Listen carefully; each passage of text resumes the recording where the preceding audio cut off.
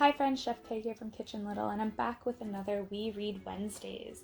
Today we're reading a very special book, S'mores Indoors, by Robertson and Lynda, illustrated by Vivian Minekar. Eleanor is fun. She skips and she soars. She loves to ride bikes, fly kites, be outdoors. She loves all her pets, and her mom she adores. She loves her dad too, even when he snores. She works hard in school, she does all her chores, she dusts all the furniture, mops all the floors.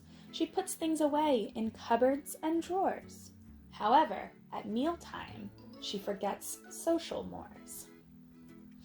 She eats from a bowl like a dog on all fours. She eats mounds of apples, even the cores. But there is one rule that she never ignores. She'd never, ever eat s'mores indoors. She digs tasty truffles with packs of wild boars. She fishes for trout in a boat with no oars. She cleans off her plate, then she'll come after yours. But she'd never, ever eat s'mores indoors. She hunts deer with lions, outroaring their roars. She swoops on her dinner like diving condors. She eats only greens like those strict herbivores. But she'd never, ever eat s'mores indoors. She forages berries with friendly centaurs. She stomps juice from grapes with those old minotaurs. She travels through time just to feed dinosaurs. But she'd never, ever eat s'mores indoors. She summons her skirt steaks like proud matadors, carves melons to helmets for conquistadors.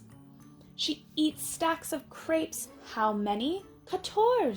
But she'd never, ever eat s'mores indoors. She styles her whipped cream into slick pompadours. She juggles 10 pairs, giving several encores. She's already banned from 13 grocery stores.